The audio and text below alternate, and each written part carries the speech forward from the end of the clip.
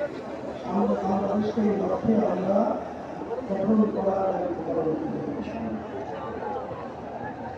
সংস্কার, বিচার ও ক্রিয়ার পদ্ধতিতে জাতীয় নির্বাচন আয়োজনের দাবি এবং দেশ ও ইসলাম বিরোধী সকল ষড়যন্ত্র ও চক্রান্তের প্রতিবাদে আয়োজিত ইসলামী আন্দোলন বাংলাদেশের আজকের এই মহাসমাবেশে উপস্থিত বিভিন্ন রাজনৈতিক দলের নেতৃবৃন্দ, ওলামায়ে কেরাম, সাংবাদিক বন্ধুগণ, শিক্ষাবিদ, বুদ্ধিজীবী ও প্রিয় দেশবাসী, সবাইকে আন্তরিক শুভেচ্ছা ও কৃতজ্ঞতা জানাচ্ছি।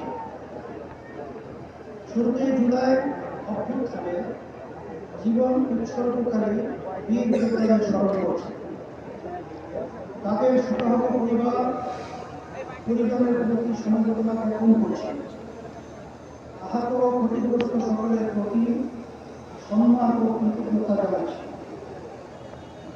1947 সাল থেকে শুরু করে 1947 ও 1971 সকল যোদ্ধাদের প্রতি শ্রদ্ধা ও সম্মান প্রদর্শন করছি।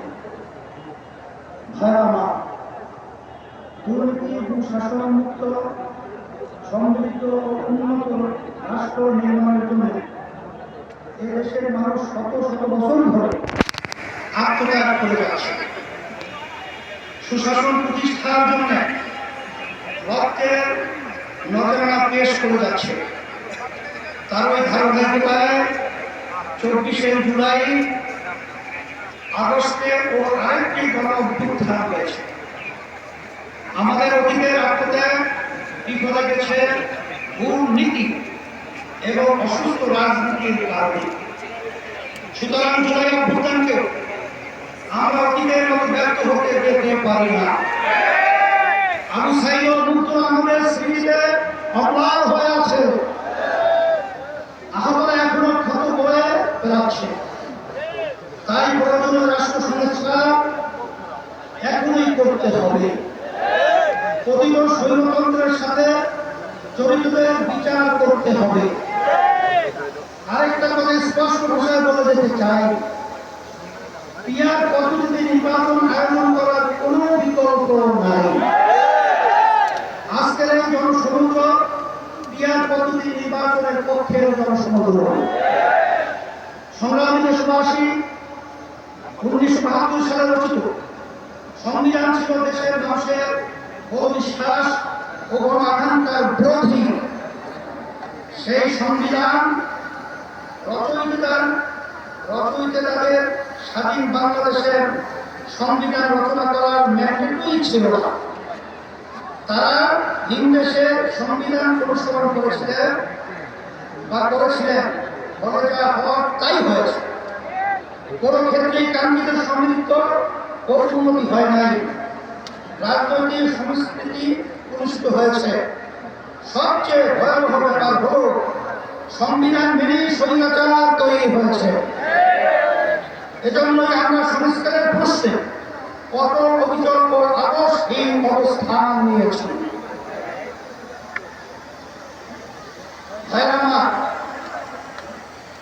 জুলাই অভ্যুত্থানের প্রধান লক্ষ্য ছিল দেশকে স্বৈরাচারের হাত থেকে রক্ষা করা, 54 বছরের জমা হওয়া জঞ্জাল দূর করা।